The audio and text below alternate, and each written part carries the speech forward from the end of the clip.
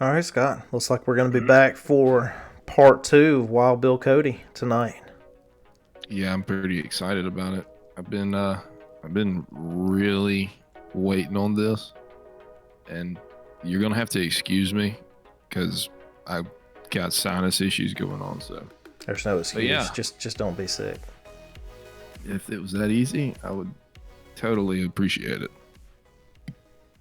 Um, do you have anything you want to go over before we get into this? Anything you want to say?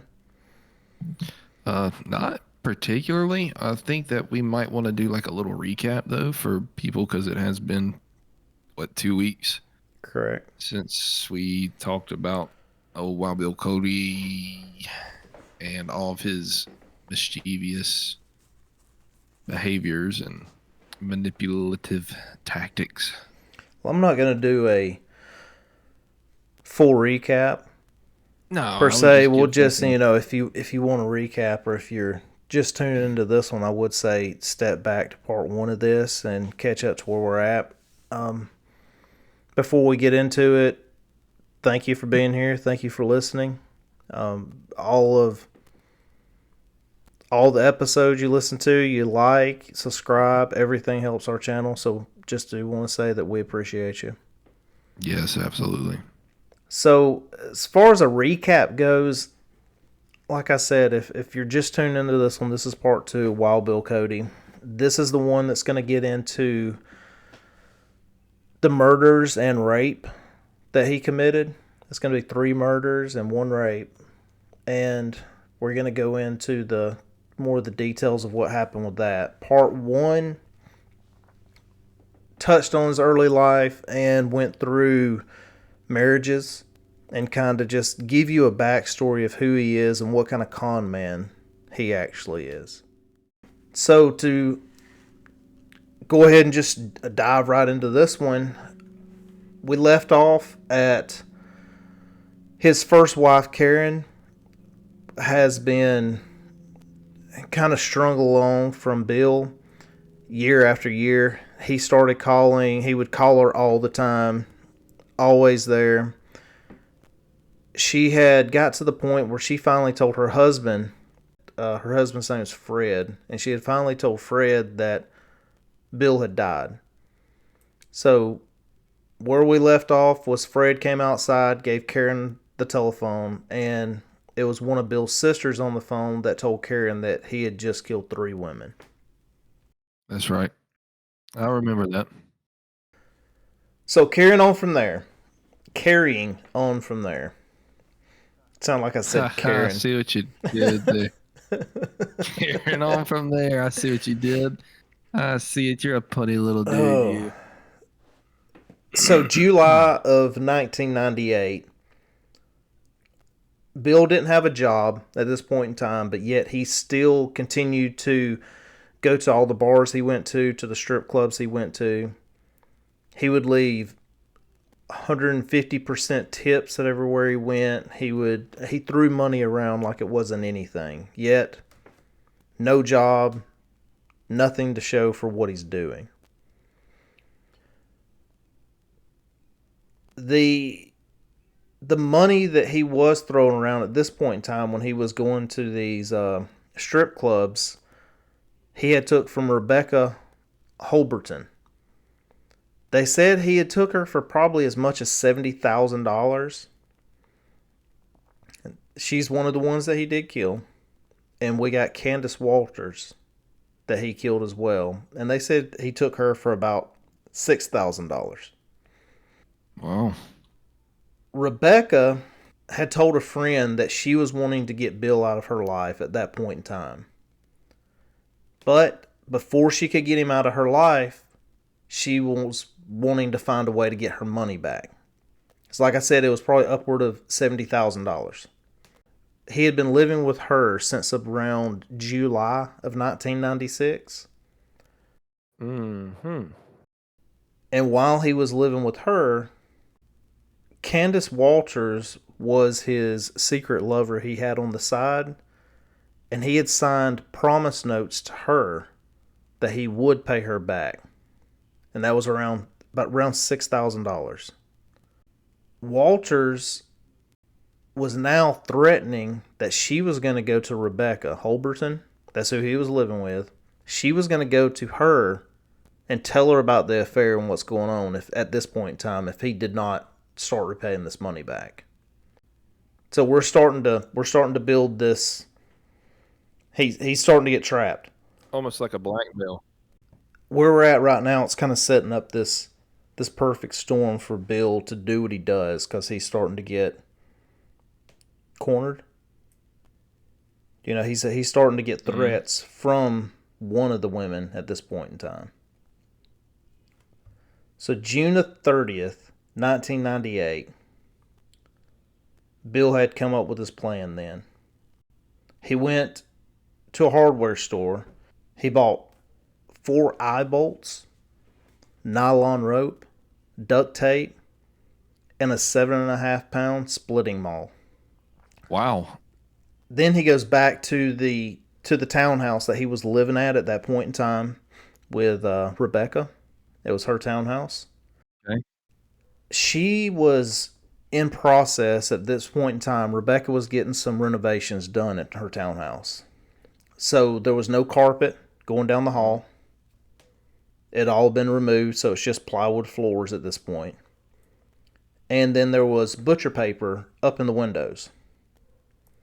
You know how some people do whenever they're doing remodeling, they'll put the paper up so you can't really see inside. You can't, just it's under construction. Right. So this is also setting up for his perfect storm. Everything's already covered. Sliding glass doors covered with butcher paper. And if you don't know what butcher paper is, it's this thick brown, like brown paper sack type of paper. Can't see through it. Covers everything up really nice. It's almost like painter's paper. Yeah, but thicker. But thicker. Right. Way thicker. Yep. So the windows, sliding glass doors, everything was covered with this paper already. So everything was already pretty much set up for him as far as concealing what's about to happen. So he gets a chair, puts it in the middle of the room. He goes and gets Rebecca Holberton, and he tells her that he has a surprise for her. She was thinking that this surprise, he was going to repay her because he had just told her that he was about to get millions of dollars from a settlement that just went through. So earlier that morning, before he went to the hardware store or anything, he had her write out checks for more than $56,000 to pay off all of her debt. He sat her down, opened a bottle of champagne, and put a briefcase on her lap and told her to put her hands on top of the briefcase. So she's sitting in this chair, middle of the room, hands on the briefcase on her lap. Then he covered her with a blanket so that she couldn't see anything. And she was waiting for her surprise. While she was covered up with the blanket, he got the maul that was in the other room, come back down the hall, stood behind her while she sat in the chair, and he brought the blunt side of the maul down on the back of her head with all of his force. Oh, boy. Completely caved in the back of her head, gouged a 2-inch piece of her skull out that flew across the room. Still had hair attached to it. Holberton fell immediately on the ground. Bill wrapped her head up with some clear plastic. He said he wanted to catch the blood. Then he tied all of her limbs together, wrapped her up in black plastic. Said it looked kind of like a Halloween decoration is what her body looked like then. Wrapped it up in black plastic and tied it all up so it looked like a Halloween body. And then he placed her against the wall. So that was it for first day of what happened right then. So and he had no remorse to it or anything? He said he did. And all that I'm going over right now pretty much came from the court transcripts. And after we go through how the murders go, we're going to talk a little bit about some of the things that was said in court. But most of everything that I'm telling you about right now comes from his court testimony plus confessions with the police officers. Okay. So the day after he killed Rebecca, he told Candace Walters, that's the other woman he was having an affair with, that he was about to receive $52 million in this settlement. He told her that back in the day, this is some of the stuff back and forth of how he conned these women into thinking the things that he said were true. And this next part, we're going to come back to it again later also. But he told her that back in the day, he was a hitman for the mob. This is one of his things that he goes on about with a lot of women. He had a target that was assigned to him as he was a hitman for the mob, and he went and warned the target that there was a hit out for him. And the so-called target was so grateful that he spared his life that he left his entire Las Vegas estate to Bill. So that is what this $52 million settlement he's getting, that he's telling Walters about now, comes from this. So now he can pay off his ex. And if you don't know the ex we're talking about, refer back to part 1. He has a daughter with his fourth wife. That is another one of his cons that he plays with all these other women. He is trying to provide for this daughter, trying to fight his ex for... I didn't find anything he ever said about custody, but fighting his ex for being able to see his daughter, trying to care for her, stuff like that. Which, we know as we keep going that that's pretty much a con too. With him acquiring this Las Vegas estate from the target that he saved, he's going to be getting $52 million, and that's also going to give him enough money that he can pay off his ex and get custody of his daughter now. So, with one of the women he's conning, obviously you start talking about custody of kids, and women are going to be, a lot of these women have kids themselves, so they're going to be more, you're pulling at those heartstrings now, right? Yep. So he told her that he was going to pay her also just for keeping silent about what his former jobs were. There's nothing sketchy about that. So he was a hitman for the mob. We'll get into some of these other ones too. There's several of them that he would tell them that he did. And the part about being silent about the jobs and all, that's going to come into play with these women that he chose to kill. That's some of the things that some of these triggering points for him that eventually led to everything happening. He told Candace Walters that he was going to pay her. Started out at $100,000, and they were going to fly out to Vegas to go get it. Then it went from $100,000 to he was going to give her $1 million and a new 4Runner.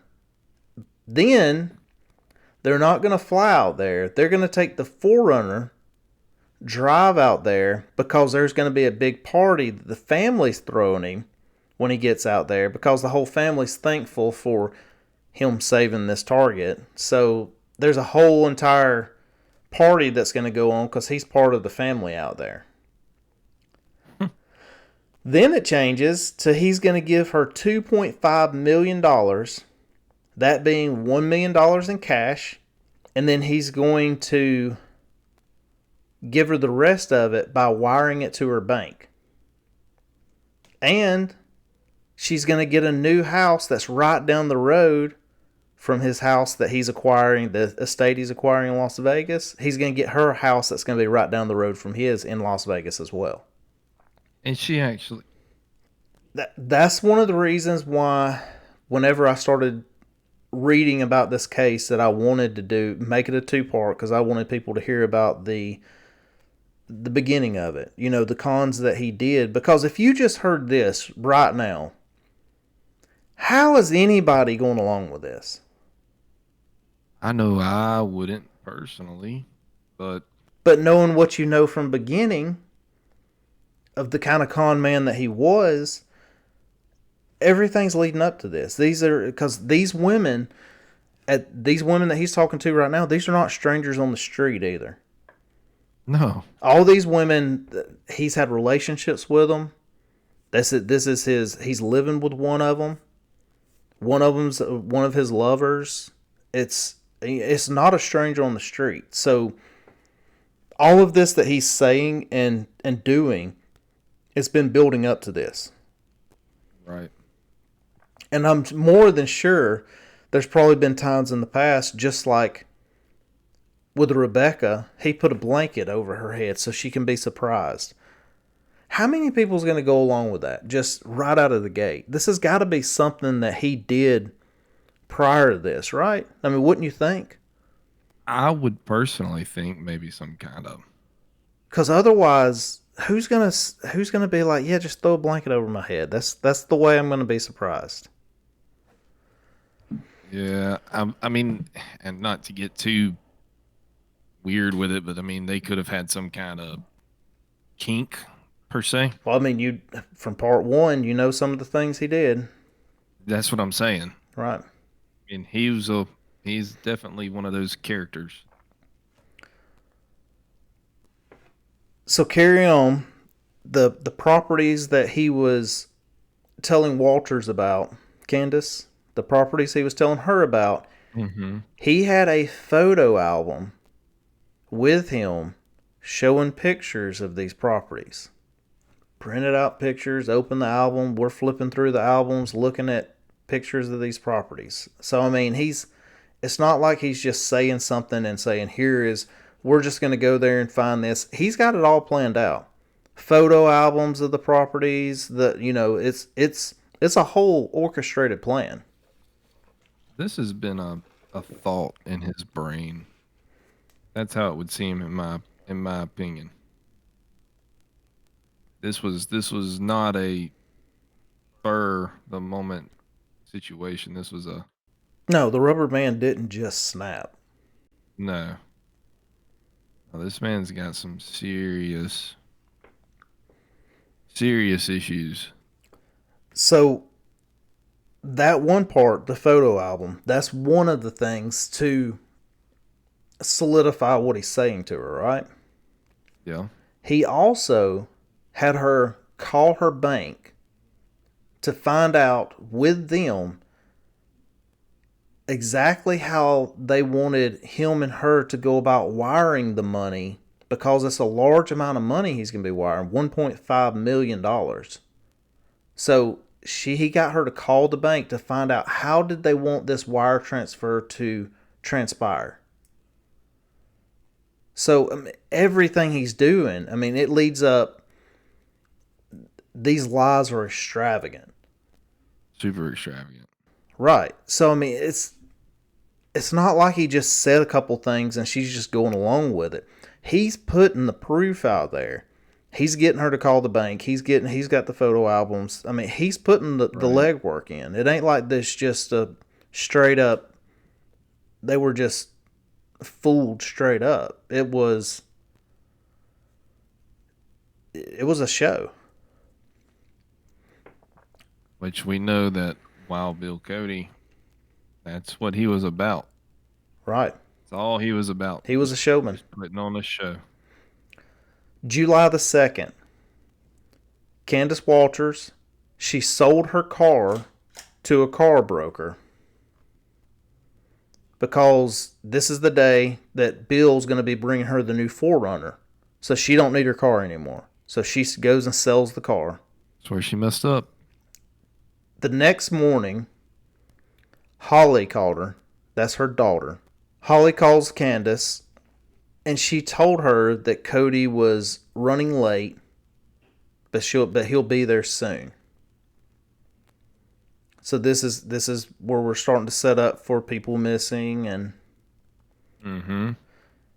he did show up, and he told her that he was going to take her over to the townhouse, because that's where he didn't have the car yet, the 4Runner. It was being delivered, and it was going to be delivered to the townhouse. So he goes and picks her up. They go to the townhouse. He takes her inside because the car's not there yet. The 4Runner's not outside. So he takes her inside. It's going to be just a little bit for the car to get there. The room is dark. It's got the butcher paper over the windows, the sliding glass doors. It's dark. He don't turn a light on. It's just a dark room. He walks her in there, gets her to sit in the chair.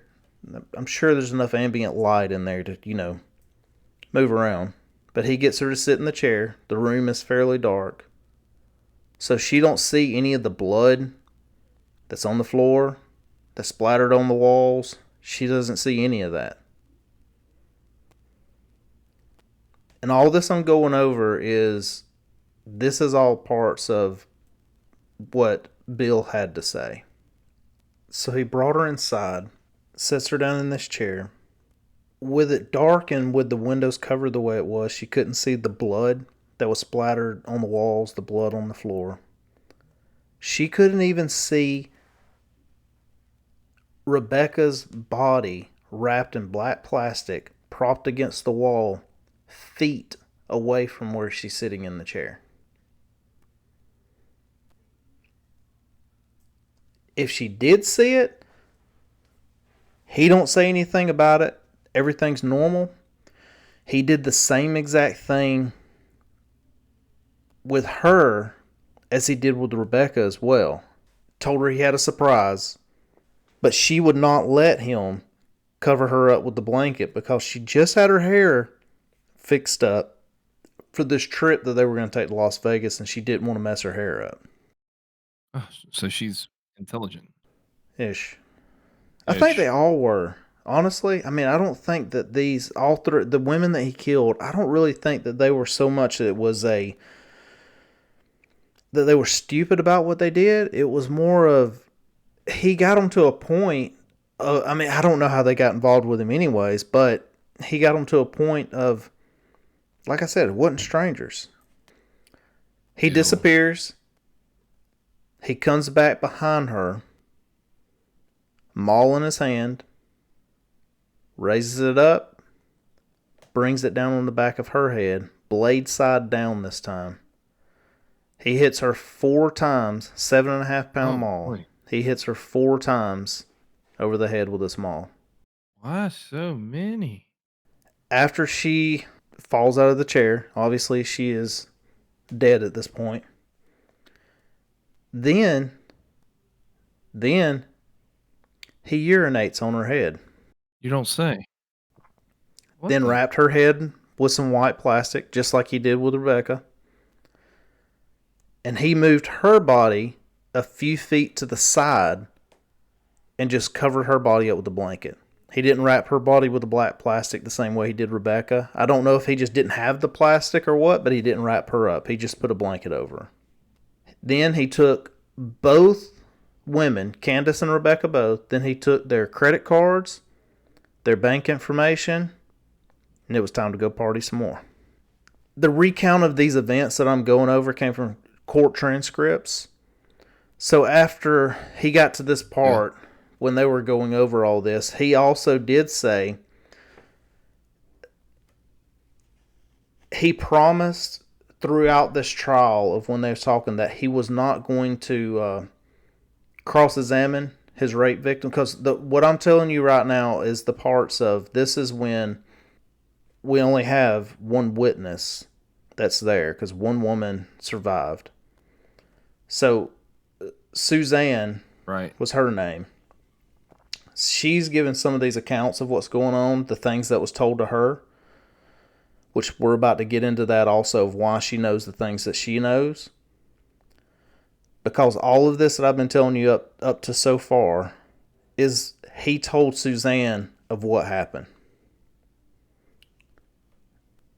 So he did promise that all of what I was telling you right now is what Suzanne was going over. Bill was representing himself as his own attorney in this trial, and he promised that he was not going to cross-examine the rape victim or any of the family members of the women that he murdered, because he didn't want to cause any further pain to them than he already has. So now we're going to go to part of Suzanne's story. So in 1997, Suzanne was roommates with Beth. They met each other at work and they became quick friends and roommates. They would very quite often, they would go out for drinks together, they would go hang out. They would even hang out at a bar called Shipwrecks that's really close to where they worked. Which we'll find out later, Shipwrecks was one of Bill's, which they called him by Cody. If you remember in part 1, I told you he goes by several different names. Yep. So they knew him there as Cody. But this is where she met Cody at, because this is one of Bill's main hangouts. It's called Shipwreck. This is where she very first met him. And this is one of the places he always hung out with his cowboy hat, his duster, cowboy boots on. It was his signature outfit. Beth wanted Suzanne to go on a double date with Cody and Jimmy. Jimmy is Beth's boyfriend. She wants her to go out on a double date with him. She agrees. So Bill called Suzanne, told her where to go to, the Sheraton Hotel on 6th and Union. He told her when she gets there, go to the front desk, tell them who she is and who she's with, that she's part of his party and that she'll be taken care of.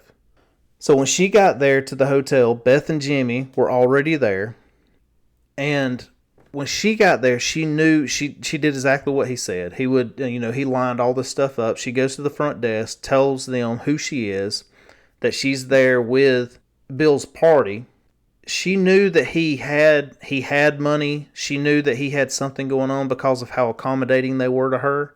They took care of her. Anything and everything. They were over the top with what they did. So she knew that like he was somebody. And that's the persona that he always gave off. Right. So she goes and gets with Beth and Jimmy. They wait on Bill to show up. They do their night up just like, the normal way that he always does. Beth and Jimmy, soon after that, they broke up. Beth began seeing Bill also. Suzanne also was seeing Bill. So we got the whole scenario going right on over once again. I mean, it's just one after another after another. He would always try to show off that he had a lot of money and everything that he did, which we know that thus far. One time for her birthday, Bill and Beth came over, because you remember Beth and Suzanne, they was roommates. They had an apartment together. Bill and Beth had been out partying. They show up, and he threw $100 all in ones all over her bed and told them it was her birthday to take all that and y'all just go have a good time. So why did he have all the ones? You already know why. Mm-hmm. He spent all his time at strip clubs also. Everywhere he always went, he always paid for everything everybody did. He wouldn't let anybody else pay at any point in time when they went out with him. He always had to pay. Every time. Every time. He never told these women where he lived, besides he was going to have the estate out in Las Vegas, places like that. He never told them where he lived at. That he split most of his time between Denver and Las Vegas. And he kept all these photos of these houses in a 3-ring binder that he kept with him to show off to everybody. So in mid-June, he started telling Suzanne about a surprise that he wanted to give to Beth. So at this point in time, him and Suzanne's not, they're not seeing each other. It's him and Beth. So he told her that he was going to be getting her a new car. And one of the other jobs that he was telling people that he did was he is also a bounty hunter. That's one of the other jobs that he's been telling people around. So that's what, from the shipwreck bar, they knew him as being a bounty hunter. Also told Suzanne that he wanted her to come and work for him at a mortgage lending business that he had. One of the locations for the business was in Las Vegas. One of the locations was in Colorado. That's the reason he was going back and forth between these, is what he's told Suzanne. He wants her to leave her current job that she's at and go work for him. But you can't tell anybody about this job offer that I've gave you. Of course. She immediately told Beth about the job offer. And her and Beth discussed it, and both of them didn't think that Cody would do anything to hurt either one of them. Because they've known him for so long. He's been around, they've known him, he's always taken care of them. They know the way he is. They didn't think there was any kind of danger. So Suzanne decided that she would go to Las Vegas and see what this job offer is all about. She's going to go out there with Bill. She's going to find out, just check everything out and let's see what's going on with it. Bill told her that they would be going there for 2 nights, and Suzanne would not agree to that. She didn't like the idea of being gone with him there for 2 nights. So he immediately changed it. As soon as there was any kind of disruption to what his plan was, there was no disruption whatsoever. He just immediately changed it to, we would be gone for 1 night. He's going to pick her up on Sunday, July the 5th, and they'll be back on Monday. So on Friday, July the 3rd, Suzanne and Beth were told to walk across the street. There's a pizza joint across from their apartment, and he was going to meet up with them there. In Wild Bill Cody fashion, they go over there. He shows up about 10 minutes late. He comes walking up. He told them that his truck had a flat tire and that it was at the tire shop just right down the road getting fixed. Right after he does this, they're right there at this pizza joint. He drops down on one knee and proposes to Beth right then and there. She said yes. Right after she said yes, Bill gets up, walks into a liquor store. Suzanne thought this was kind of weird, but Beth just laughed it off, and she told her that it's just a joke. He's just playing a joke. This is not for real. Given what's going on right now, remember, 8 hours before he's standing at this pizza joint just cutting up with them, 8 hours before that, he had just killed Candace Walters with the maul. Split her head open. 8 hours before all this is going on. Just like nothing's ever happened. Just a normal day, doing normal Wild Bill things. He returns back out of the liquor store with several of the little airline bottles of liquor. You know, the little shot bottles, I guess you would say. Yeah, little singles. Yep. So he comes back out of the liquor store, and that's what he has. They went to 2 bars and then went to a gentleman's club. This particular gentleman's club, it had a restaurant on one side of the club, like a restaurant and a lounge over there, and then on the other side was the topless bar. This entire night, he was paying for everything with cash, which we know where the cash came from. He got their debit cards and bank account information. He had already been to the ATM before he came and met with them.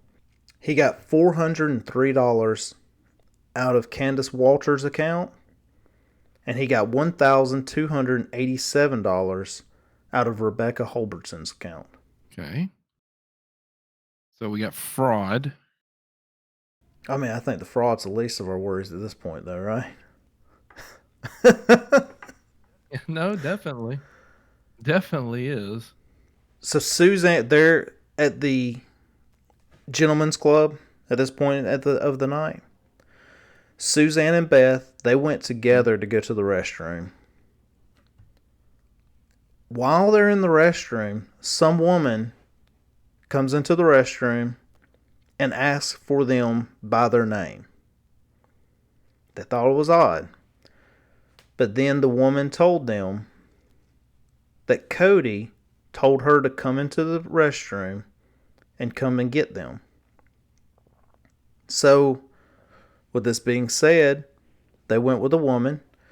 She took them back across the gentleman's club to the topless side of the establishment and had two dancers perform for them that he had already prepaid for the dances. Yeah, because that's what everybody wants. After the dances, he gave both the women handfuls of ones and told them to leave it all on the stage for the dancers. Gave the handful of ones to Suzanne and Beth and told them to go and leave it on the stage for the dancers. They got back home around 3 a.m. and Cody stayed with Beth that night. So we're going to back up and regroup on this again real quick. This is the next day. He just got done killing Rebecca and Candace, and now we're out just partying it up. The next morning, when they woke up, he was gone. But he was back by that afternoon for the 4th. It was the 4th of July then. So he was back by that afternoon for the 4th. So whenever he comes back, he got back about 7 p.m. He was early, so they got something to drink. And then he told Suzanne that he wanted to show her best surprise, but it's at the townhouse. So Suzanne goes with Bill to the townhouse to go see what best surprise is that he had told her about. He pulls the car into the garage and closed the garage door. And he told Suzanne that this is a dress rehearsal for what he wants to do for Beth. So what he's wanting her to do is, you're going to play the role of Beth now for me, please. We're going to run through this whole, this is our dry run. I want you to run through this like you're Beth. We're going to go with the whole thing. Is that okay with you? So Suzanne's like, that's her friend. So she's like, sure. She wanted Beth to have an amazing surprise, right? Mm-hmm. So for this dress rehearsal, he said that he needed to blindfold her and duct tape her mouth. Oh my God. Because that is exactly what he's going to do when Beth gets there. Because every woman loves for their mouth to be duct taped for a surprise, right? Well, of course. I mean, do you not like your mouth being duct taped for a surprise? I thought that's what you do. Just asking. He takes a piece of cloth. It was a piece off of a bath towel. He ties it around her eyes. He asked her, could she see? She said no.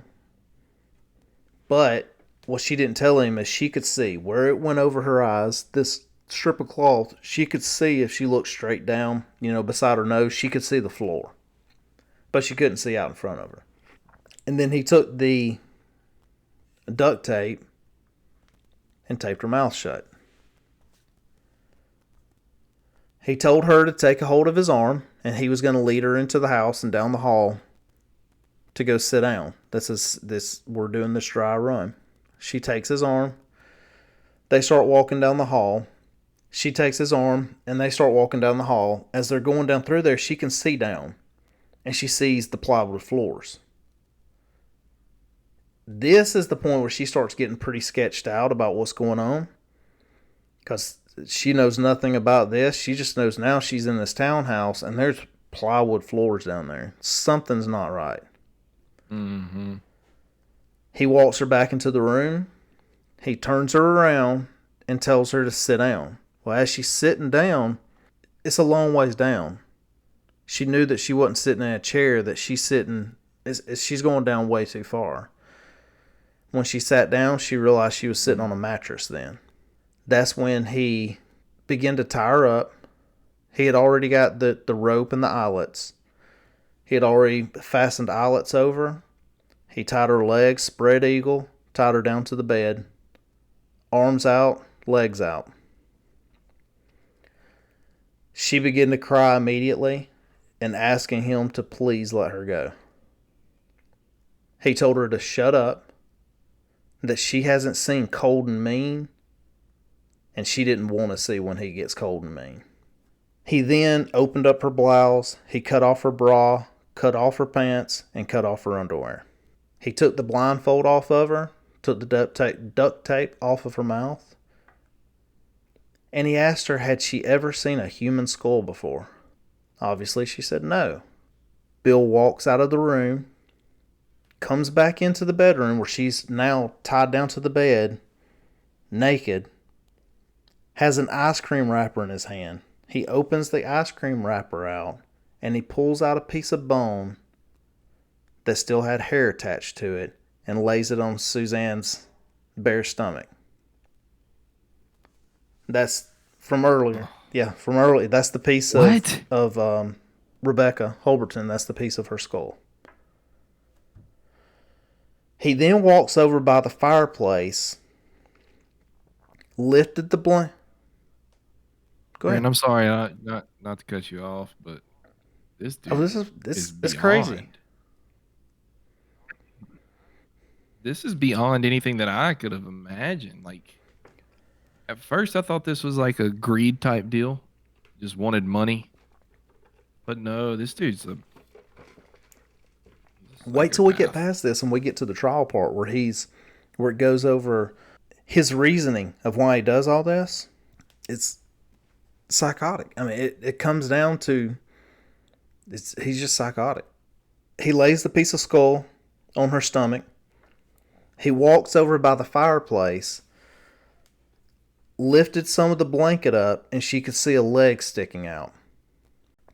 Then he looks back at Suzanne and he tells her, the black plastic you see over there, there's a body in there as well. And then he walks over to the black plastic where Rebecca is wrapped up in that plastic and kicks her body really hard. All of this part that I'm going over right now is still part of Suzanne's questioning during the trial. And remember, Bill is representing himself in here. So several times he's not an attorney, but there's several times through this questioning process of when they would ask different questions, like at this point in there, they asked her, what was going on in your mind at this time? In a normal trial, that's when the defense would come back with, they would have an objection to that. But Bill didn't. Right. So everything in this trial that goes to these transcripts, he just sits right there and is quiet. Lets everything be asked, lets everything be talked about. Where a lot of trials, when they have a proper attorney, is going to have objections to things that are asked. Right. Shut it down, pretty much. It don't get that way with this. Everything gets to be, all the questions that are asked gets to be answered. So she responded, I thought I was going to die because I didn't understand why he would show me what he did and then just let me live. Yeah, that is strange. Bill then taped Suzanne's mouth back shut again and started to fondle her legs and breasts. Then he said that he had to leave and go get someone else. He told her that she better not make any sound or the people that are upstairs, they would hear her and they're going to come down and they won't be as nice as he was. That a guy would come down and rape her until she dies. So now he's playing the BS card. Correct. Trying to make it where nobody knows what's going on. So now he's lying, saying, hey, this is what's going to happen. Blah, blah, blah. That's what it boils down to. He's playing the BS card. So he covered up Suzanne head to toe with a blanket and then he leaves. She can't see anything at this point. She can just hear. She counted 2 music videos played and 2 commercial breaks played. By the time that went on, he was back, and he was whispering to someone. And then she could hear duct tape being unrolled. You know how the sound it makes. Oh no. Yep. Then after hearing the duct tape being pulled off, she heard Bill ask someone, "Can you get out of that?" And then you could hear the sound of duct tape being pulled apart. And then you could hear more duct tape being applied again. And then Bill says, "That's better." After that, then she hears Bill ask whoever it is that's in there. He hears them ask them, "So how's your day going so far?" We're just having a casual conversation. So then Suzanne heard the woman respond back to Bill, and that's when she recognized her voice, and it was Angela Fight. Whenever everything was being asked, Bill did confess to the police that he showed Angela the bodies, and he told her, because she couldn't hear him of what he was saying to her, during Suzanne's testimony about this particular part, she couldn't hear what he was saying, but what was being said, Bill actually told the police, was he showed Angela the bodies and he said, "Welcome to my mortuary." Wow. Yeah. Suzanne remembers the blanket being pulled off of her lower body, and she was being groped up her upper thighs. And then the blanket came all the way off of her, and she could see Angie about a foot from the end of the bed in a chair that she was taped to. Angie is what she called her, Angela. Mm-hmm. So Angie's taped to a chair about a foot from the bed. He's uncovered Suzanne now. She is tied down, spread eagle, naked, laying on the mattress in front of her. Angie looks at Suzanne and told her that she was sorry. And she asked Suzanne, she said, "We're not going to get out of here alive, are we?"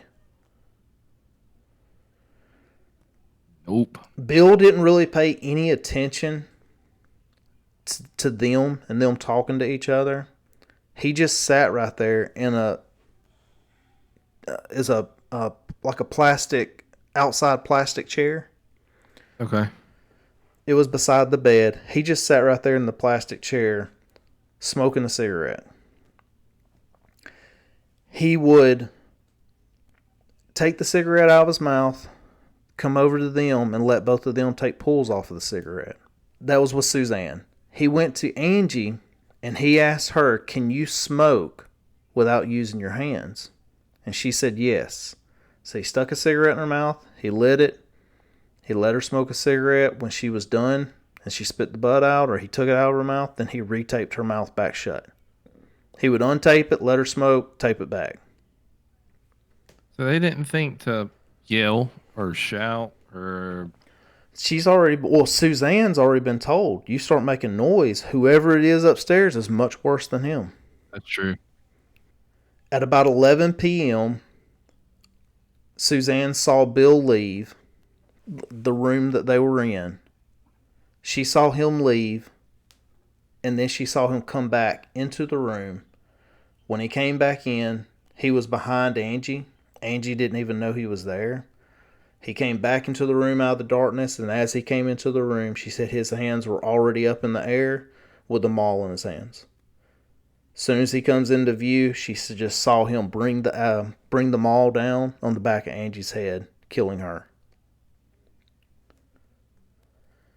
She fell to the side right after she was hit and killed. She couldn't fall out of the chair because she was taped to it. Remember, her arms and her legs are both taped to the chair. So she just slumped over into a unnatural position. Right. He hit her 6 more times with the maul after she had already slumped over. The first hit killed her. He hit her 6 more times. I mean, I would think the first hit would have killed her. It's a 7-pound maul. 7.5 pound maul. Yeah. After he hits her 6 more times with this maul, he bends down and picks the cigarette up that she was smoking, bends down, picks it up off the floor, and finishes smoking the cigarette. Dude's twisted. That's the cigarette that popped out of Angie's mouth right after he hit her with them all. Ugh. After he was done smoking that cigarette, then he stood up, looked at Suzanne, took his pants off, took his underwear off, left his shirt on, untied one of Suzanne's hands, made her touch him. Then when he had enough of her doing that with her hand, then he untied her other hand and her feet, pointed his gun right at her head. He gets up, walks back behind Angie's body, tells Suzanne to get up, come to him, and kneel down beside him, made her put him into her mouth, right there beside Angie's dead body. Fellatio.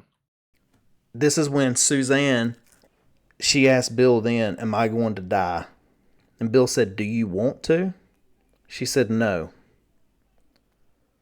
He didn't say anything else to her at that point. He took her back to the mattress, and then he finished raping her. After he was done, he tied her legs back together and tied one of her hands back to one of the eyelets, and he left her other hand loose. He sat back down in the chair, the plastic chair, and smoked cigarettes and watched TV. And talked to Suzanne like everything's perfectly normal. He started asking her, was she familiar with the movie that was on? Did she know the name of the movie? What? Shortly after that, she did ask him for a blanket. She asked, could he put a blanket over her? He got a blanket, put it on her, and she asked him to come sit beside her and lay down beside her. And the reason Oh, so she's playing with his emotions at this point.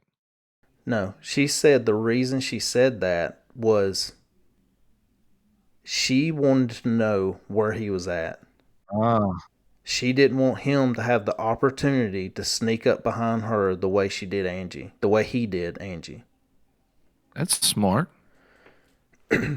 When he laid back down on the mattress with her, she held his hand, and she said at some point in time she went to sleep, but she held onto his hand the entire time. She was asleep, but she wasn't asleep. She said she fell in and out of sleep at some point. But the main thing that she wanted to do, she wanted him to not be able to sneak up behind her, and she wanted to hold his hand, because as long as she was holding his hand, she said if he got up and moved, if she did fall asleep, she would wake up. She would know he's doing something. He kind of took this more of a caring gesture, but this was survival mode at this point. Right. The only time that she got up off of that mattress at that point in time was she had to go to the restroom. He took her to the restroom that was upstairs. She said she never saw anyone upstairs, but as they were going upstairs, she was told that she could not look to the left because that is where those people were to the left, and they didn't like being looked at, and she didn't want to upset them. So Did she this kept guy her. have some kind of excuse me? Did this guy have some kind of like mental disability or something? I mean, the things that we know about him as far as early life that he talked about was the affair he had. Well, what I'm more so questioning now is could he possibly have had schizophrenia or something? I don't think so. Or is he just that much of a I think he's just twisted. compulsive liar? That, and he's just twisted. Very, very twisted.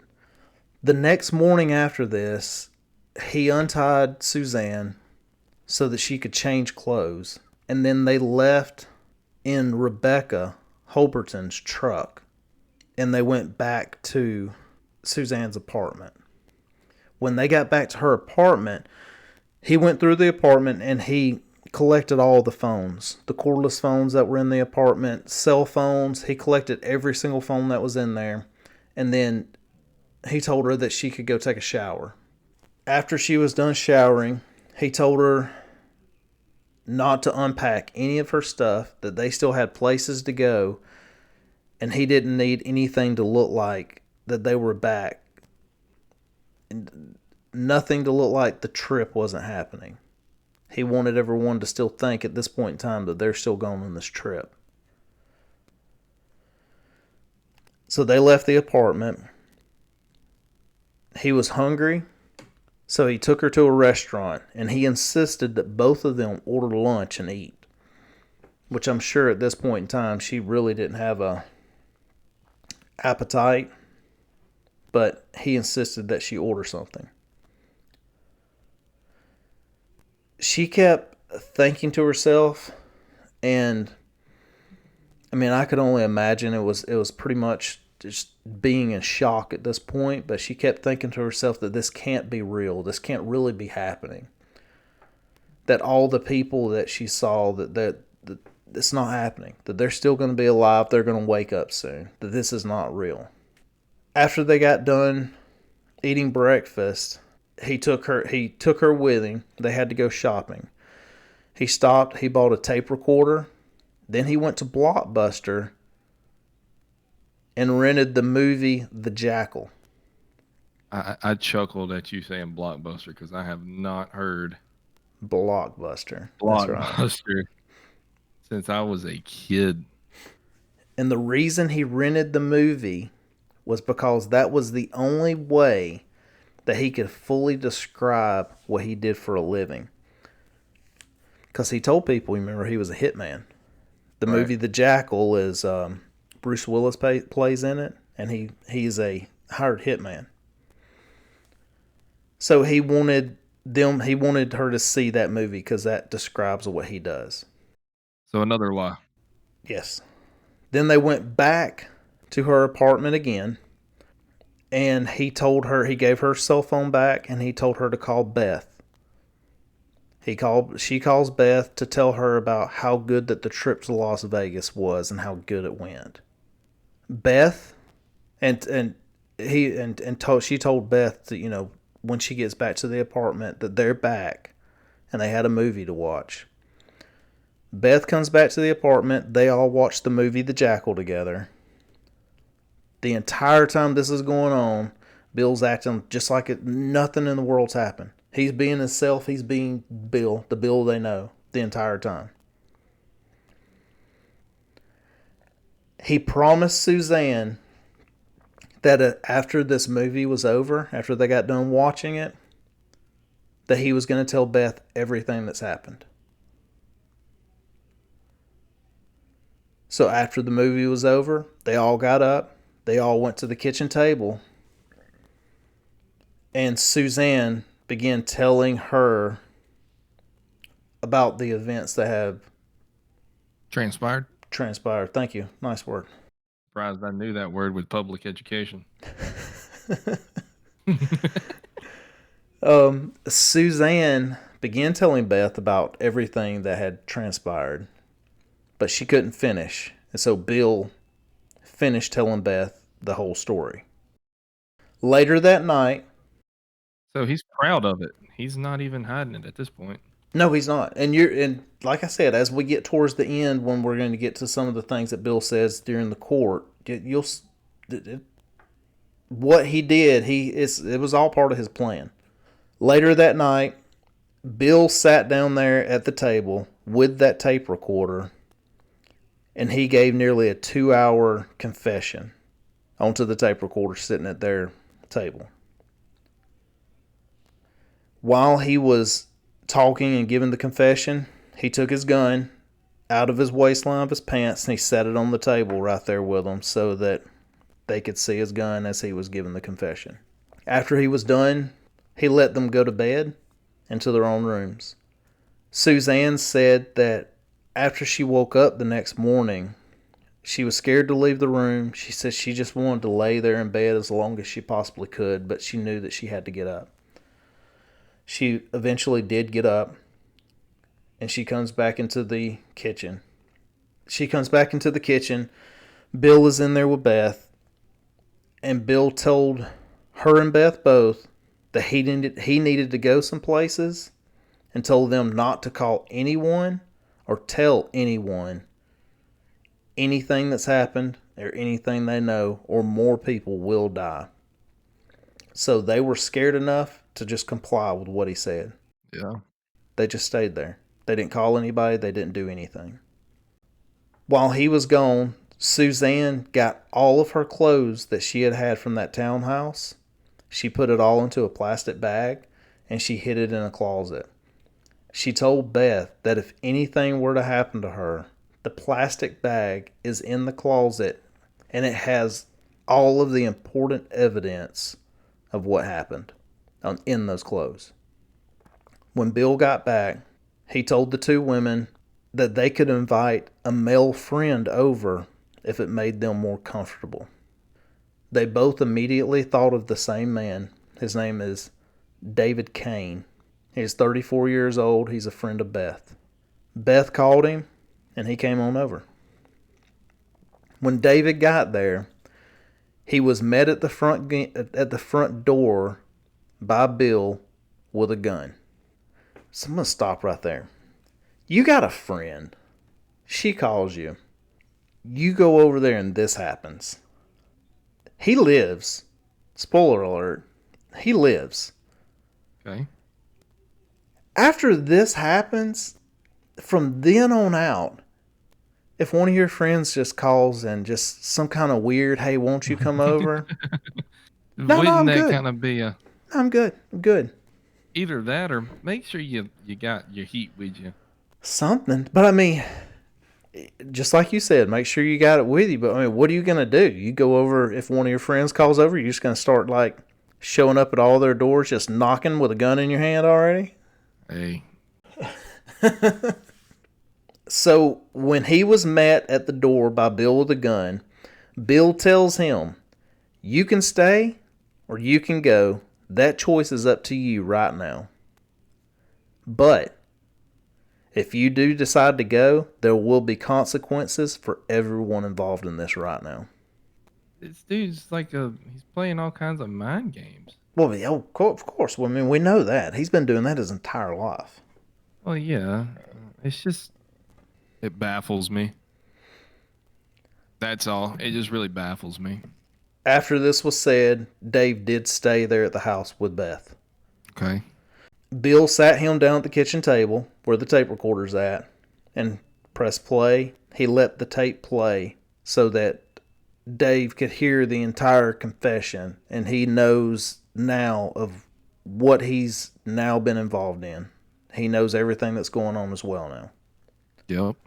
All of them got into Dave's vehicle, and he made Dave drive Bill, Suzanne, and Beth to the strip club, where they stayed until it closed that night. This man and his damn strip clubs. Yep, he loves a strip club. Good gracious. Oh, and that reminds me, in part one, I did tell you that the strip clubs he stayed at so much that they would play a song when he walked in. I just thought about what it was. It's Stroking's the name of the song. As soon as he walked into the club, the DJ would play that song as he was walking to his seat. Wow. The next morning after... I don't really know that song, but it sounds quite provocative. It probably is. I looked it up. It's an old school song. Is it provocative? Just look it up and listen to it. I'll look it up. So the next morning after this is now July the 8th, Bill began to make his plans for what's about to happen going forward. Every single day that they've been together, he's said that he's going to leave and go commit suicide. Every single day he has not left yet. Finally, this time, he concocted this plan of what's going to happen, and he did leave. But before he left, he made sure that everyone had very explicit instructions on what to do when he leaves. First thing, Suzanne, is to call 911 and tell them everything that happened. After she makes the phone call to 911, all three of them are to go outside of the apartment, sit down in the grass, and wait for the police to show up. He wanted it to be done just like that because Bill was afraid that if the police showed up and they were still in the apartment, that they would confuse Dave for Bill and that Bill might get hurt by the police. Mm. I'm sorry, I said that wrong. Dave might get hurt by the police. I knew what you meant. When the police show up, Beth was to give the police Bill's pager number. Yeah, now we're going back just like Blockbuster times. We got pagers again, too. And the exact time of when the police supposed to call that pager number to give him a message. As soon as Bill leaves and Suzanne calls 911, step one went just as planned. She called 911, but it all went downhill from there. They did not go outside. Suzanne was afraid to go outside. She had already watched him kill Angie. She was afraid that that's another one of Bill's plans going on, that as soon as they were to go outside and sit down, they were going to get shot. That's what she was afraid of. So they did not go outside. They were also told not to call anybody, not to do anything. Dave immediately takes Beth's cell phone and he calls somebody. So I mean, like his whole entire plan is just falling apart right out of the gate. Yeah. The police show up just shortly after that. When they did, Dave's still on the phone with whoever it is that he called. Suzanne and Beth were both hysterical of everything going on. Because now, at this point in time, you got to think Suzanne, even though they've been back at their apartment and all, Suzanne's still been trapped. Yeah. From all this. This is her first time right now of starting to actually be free from it. Suzanne begins telling the story to the police of all that's happened as well. One of the things that she did say also was whenever they left the townhouse, went to the apartment, then they went shopping, they drove by that townhouse a few times while they were out doing the things that they did.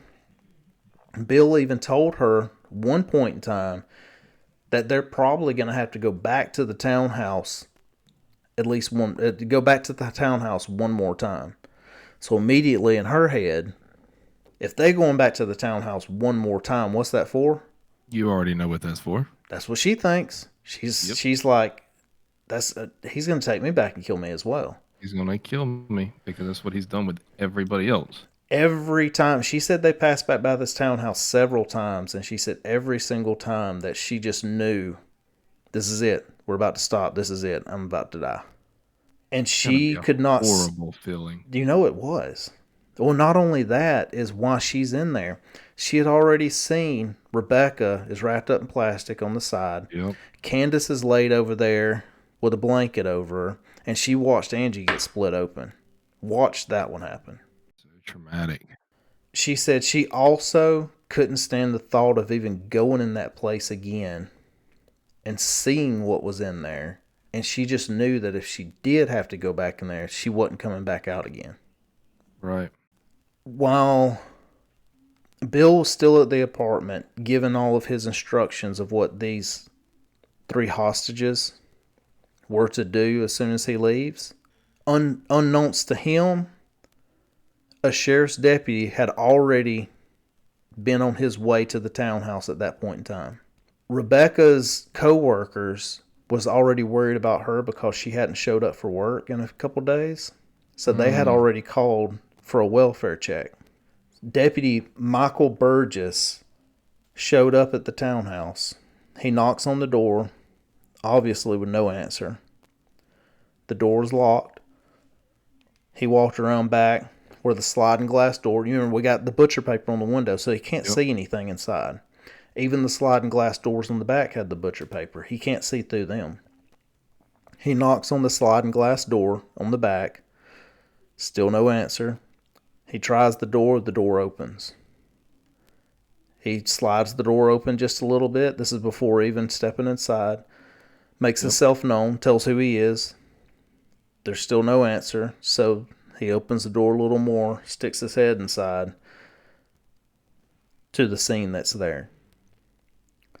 This is the second time while they're in court of when they asked him, what was your feelings? What was going on? Which any other defense would object to it. No, they let him talk. He talked about how in his time, I think he was 9 years into his career.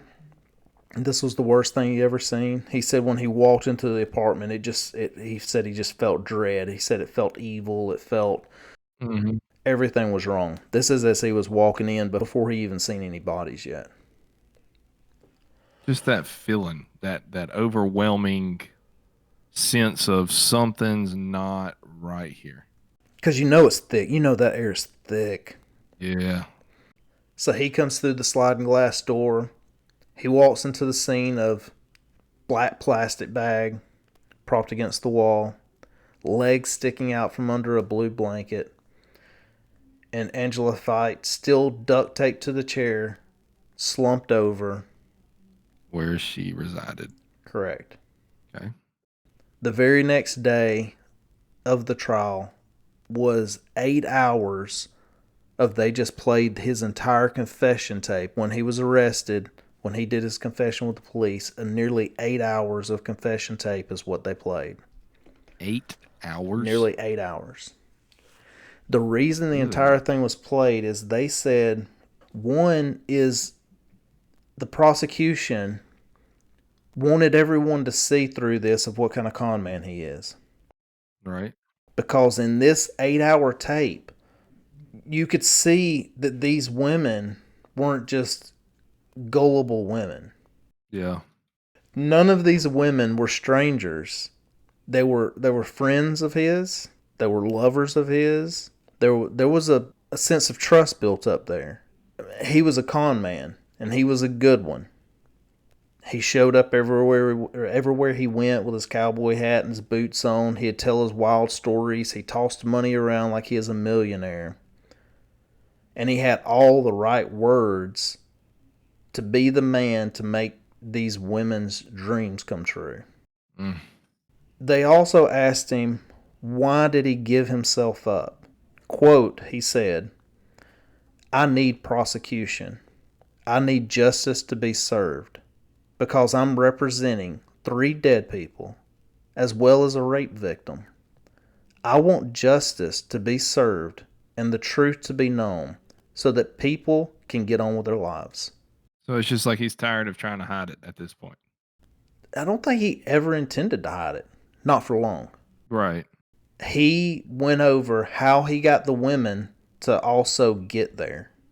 He was asked also about his mother, what she would say, because you remember the relationship he had with his mother. Yep. What she would say about this is he said that she wouldn't be happy about what he did, about killing the people, raping Suzanne. He said, but she wouldn't have left his side, that she would have still been there. He knows his mother, and she would have still been there to support him, even though she wasn't happy with his actions. I don't know. That's a tough one to swallow there. They also asked him a couple more questions about his mother, and he said that he really didn't. This is after she had died, and he said he didn't want to talk about his mother anymore. Oh, so we hit a sensitive place for this man. We did. Apparently he has some sensitive spots somewhere. He had said that his mother had been, I guess we'll say, priming him because his mother told him that his siblings were going to cheat him out of what's supposed to be left for him, different things like that. So when his mother died, he forged 2 checks against his mother's account and he stole some of her jewelry. So that's where some of the money's come from. Just so he could make sure he gets something out of it. Yeah, pretty much. When he began to talk about Rebecca, he said that she was the most loving, gentle, sweetest person he had ever met. And he stole about $20,000 from her. The investigator asked if this was closer to probably $60,000, and Bill said, yeah, that might be right. He used that money. Just nonchalantly, yeah, maybe. Everything that he answers to all this stuff, he's so... Literally just nonchalant, like he gives none. There was zero given. Zero. I mean, absolutely none to give. The money he got from Rebecca, he used that for strip clubs and limo rides. He said he kept up with what he spent for 1 month, and he spent $22,000 at a strip club. Dang. He also said that people are greedy and that he would use this to his advantage as well. The bar he would go to, the Stampede, he would go over by the dance floor and he would take handfuls of money and throw over the rail so that it would fall down on the dance floor, just so that he could watch people come over there to pick the money up. And he said he could see in people's eyes, some people would just come pick the money up. He said some people wouldn't even make an effort to come pick the money up. They just had the look in their eyes of they want to be able to be the person that throws this money out like that. He said that he would use things like this as an investment. That he didn't see it as he was just throwing money out on the dance floor to see people's reactions. That he would throw the money out to see who his next victim would be. Because when they would come to pick that up, he would use that person to get more money from them. He said that all the women, all three women, Angela Fight, Candace Walters, and Rebecca Holberson, that they were very good people. And he killed them in a way so that they would not suffer. When it came to Walters and why she had to die, he said she didn't try to blackmail him about the money, but she did threaten to go to Rebecca. She wanted to have Bill. She wanted to have time with him.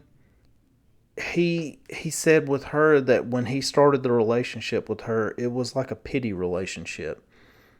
And that he started having sex with her out of pity. That he gave her his personal time, he gave her relationship time, and he gave her sexual time as well. And he was giving her stuff that he didn't want to give. All this time, all this from him, he didn't want to give to her. So he asked her for some help with money. And that's when she gave him money. And then she started badgering him about he needed to start to repay it. And he said about that, why is she badgering me about the money? If I'm going to be a whore, at least let me get paid for it. To get her to actually loan him the money, he told her stories about needing things for his daughters, about owing money to people in Vegas. All of his wild stories he told to every one of the women. He said that Rebecca Holberson was a mercy killing because he had ruined her financially. Yeah, but he really didn't until right before he killed her. Well, he said that at that point in time, she was about to be coming up due on about a $40,000 tax bill and about a $100,000 nightmare that she was going to be a slave to forever. He said it would probably take her she would be over 65 before she would come close to even paying this back. But I mean, I guess that's the 100,000 is what he took her for. I think that was. Yeah. She's the one that he urinated on her face after he killed her. When he was asked about why he urinated on her dead body, he said because it's like the ultimate humiliation. It's like a way of saying, don't mess with me, and I've had enough. He also said in prison that he needs to be kept separated from people in jail. Because, like one particular time in jail, he said an inmate was beating on his door. He said whenever he saw this inmate beating on the door of his cell, that he painted this guy's face into his mind. Because he said he will remember who he is. And the first time that he's out of that cell and he's within striking distance of this guy, he's going to kill him. He said, if I can kill the people that I love the way I did, what do you think I'm going to do to these people? He's got a very valid point. He also said that he had the most ultimate respect for the Jefferson County Police because they treated him so good. Even after the things that he had did, they treated him with respect. They listened to what he had to say, and they talked to him. He said, I can be two different type of people. The police saw one, and he said, if you cross me, you can see the other one.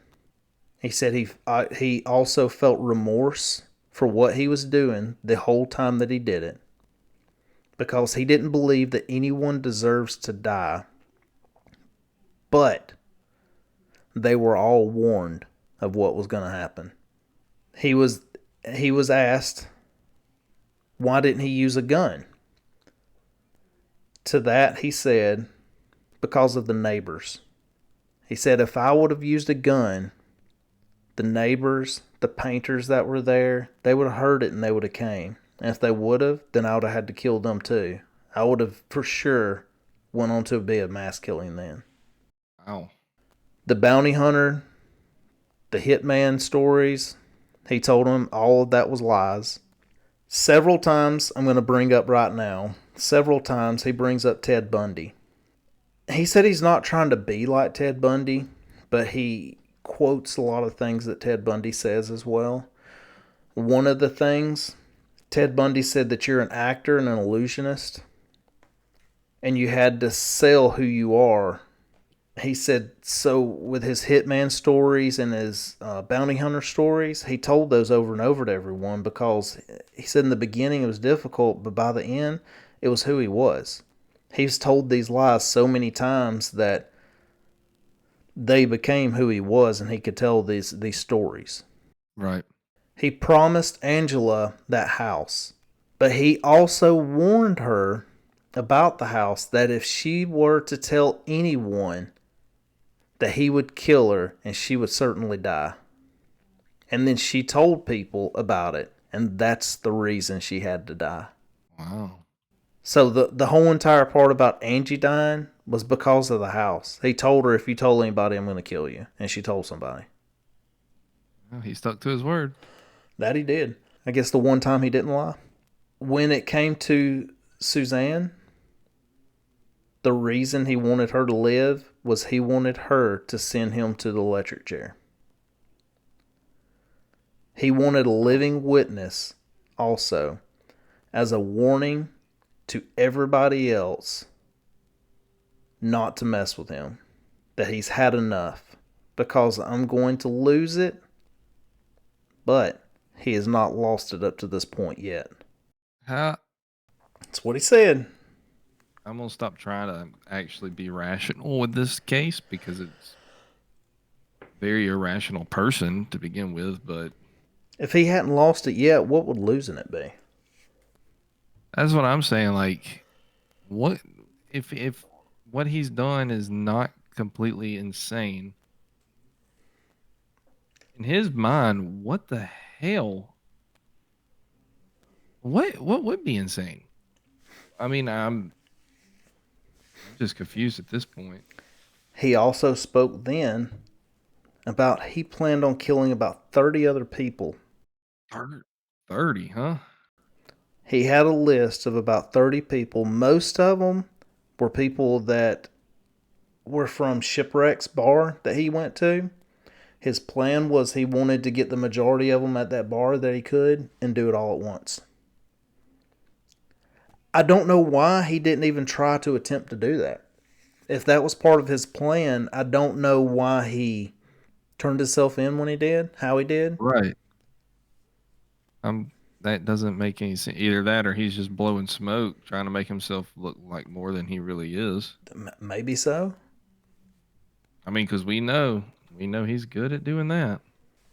He's very good at lying and portraying to be something that he is not. Yep. As Ted Bundy said.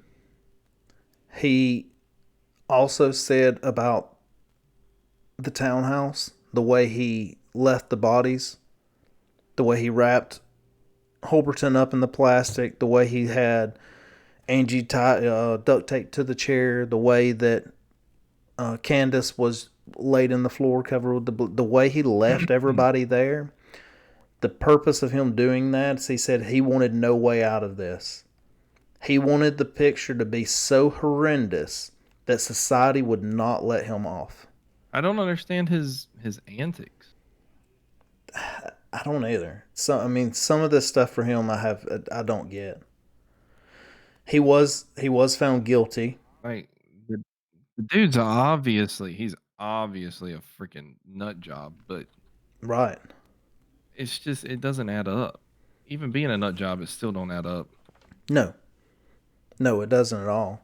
He During the trial, a lot of different people came up, and members of the families of the deceased, they had things to say. They had letters that were written about different things. There was the deliberation on this. It went for days.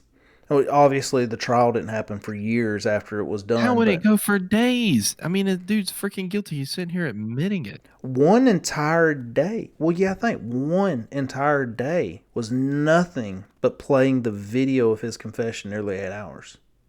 That's true. He stuck to his word. Everything that came up, just like when Suzanne was on the stand, after she got done with everything that she did with the prosecution, the next step after prosecution gets done, they turn to the defense and say, "Any questions?" Yep. He said none. He held to his word the entire time of the trial. When any member of the families came up, when it was turned to him about, it's your time, do you have any questions? He would not question. He would not cross-examine anybody else that came up there. He told them that he was not going to, and he didn't. Wow. But at the same time, he wasn't worried about trying to get out of this either. I mean, he's also said, over and over through this thing was his plan pretty much was to get the death penalty. He was found guilty, obviously. Now, let me ask this, Yeah. not to cut you off again.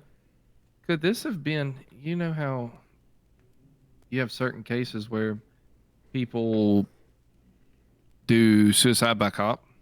Could this have been his way of, he's just tired of his life and he just wants to, not in the aspect of commit suicide, but get away from society? Right, I see what you're saying. I see what you're saying. Not suicide by cop, but suicide by death penalty. Correct. Right, I see where you're going with that. I don't know. I mean, that's just a thought. That's just a thought. I mean, that's a very good thought. It's I have them occasionally. Every once in a while. I mean, it could be. It very well, very, very well could be. I got to the end of all of this that I did for this episode, and I haven't got into... I didn't go look to see what else I could find about him current day. Yeah. Oh, so he's not dead? No. Oh, boy. You want to go have a conversation with him? Yeah, I would love to. After he was found guilty, it was said when he was given his guilty sentence, he was sentenced to death. And what was said to that was the only penalty for the brutal, needless killing visited upon these kind and lovely ladies is death. And then he was sentenced to death on September the 29th, 1999. But that was commuted to a life sentence in 2003. So he is not on death row. They knocked it down. Correct. I don't remember for sure if that falls into... I know there was a period of time where... I don't remember exactly how the law reads, but juveniles can't be... Which obviously he's not a juvenile, but there was one time where juveniles couldn't be sentenced to death, and there was another time where some of these... There was a law made where anybody that had the death sentence, that might have been around that day, that time frame of where they got re-examined, and there was a lot of people that were on death row that got stepped down to life sentences. I don't think they should death row this dude. I think they should freaking do the firing squad on him. I mean, I think it's But too. I'm a cruel son of a gun. That's too easy. But that is the story that I have for William Neal, Wild Bill Cody. It's a very interesting story. Yeah, I was gonna make this a YouTube short. There ain't no way. 4 hours later. 4 hours later. Ain't no way, brother. There, it's. I'm with you on the same thing you said. I wonder if that is his way of going out. But there's questions I There's have. too many questions. Way too Yeah, many questions. yeah. But that's all I have for this. Brent, that was a fantastic episode. Plural episodes. Episodes. I know this one did go a little longer than we usually like to do, but it was definitely worth it. There'll be Um, multiple of them that's going to come up. That'll be 2 and 3 episodes long sometimes. yeah. And the one that I'm going to be doing, just to give a little sneak peek to the viewer, um, is Samuel Little. I don't know if you know about Samuel Little or not. He's actually, I would say, the most prolific serial killer in the United States, but he's for some reason overlooked. Um, and this one's a very good possibility to cover. There's no way in the world. I mean, this would be an 8 episode podcast if I covered every single crime that he committed. But it's a good possibility that the one I'm gonna be doing is gonna be a 2-part as well. Um, that's all I got. Samuel Little, he was a ruthless dude. We'll find out soon, right? That's right.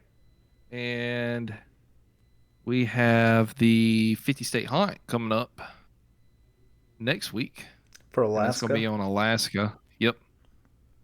And I know you found a couple interesting places. I'm still trying to dabble and find what I want to really talk on because my main focus right now is getting as much information on Sam as I possibly can. But with that being said, I think we're good. Perfect.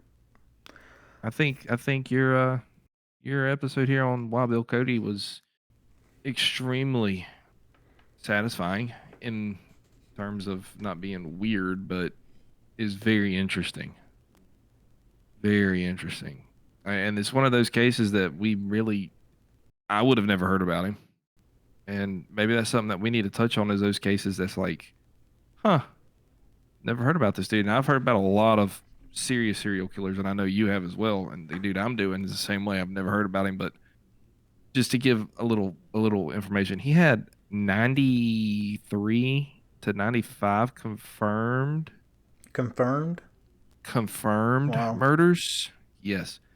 And he was actually, this is a little spoiler, but he was working with the FBI at the age of 70, 74, and pretty much telling them names and how he did it, where their bodies are.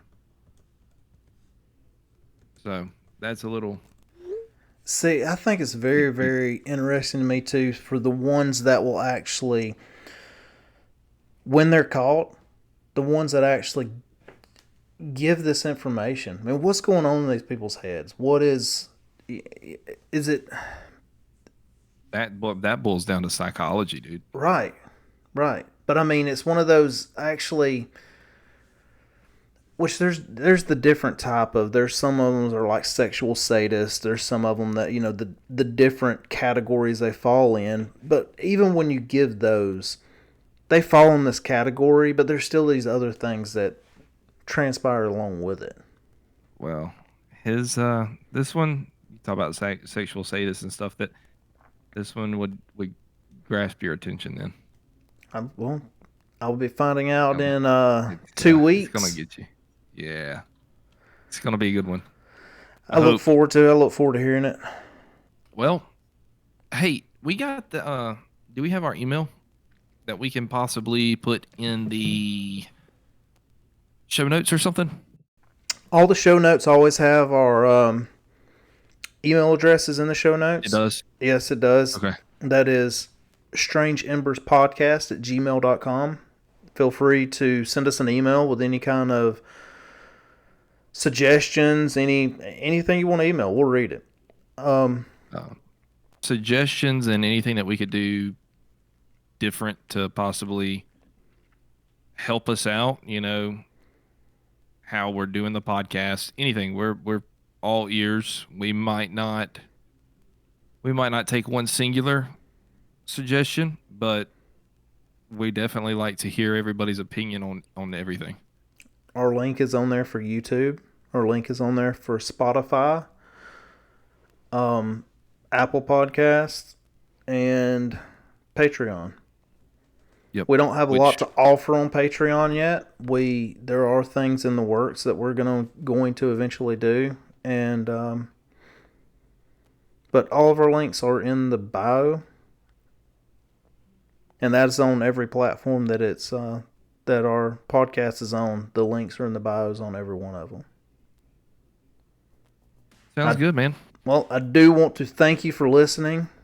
We appreciate you being here. We appreciate you hanging out, listening with us. We enjoy telling these stories that we do tell. I mean, even though they are dark and twisted most of the time, we still enjoy putting it out there. It's still part of our history at this point, right? It is. It is history. And if we don't educate people on history, we know that history tends to repeat itself. And it seems like with the murderers, it just does anyways, right? It does, no matter if you know about it or not. It's one of those mind things, somebody's just not wired properly. But, all right, Brent. Well, I think that's all for tonight. I really enjoyed it, and I'll catch you next week. Thank you for coming to Strange Embers. Y'all have a good night.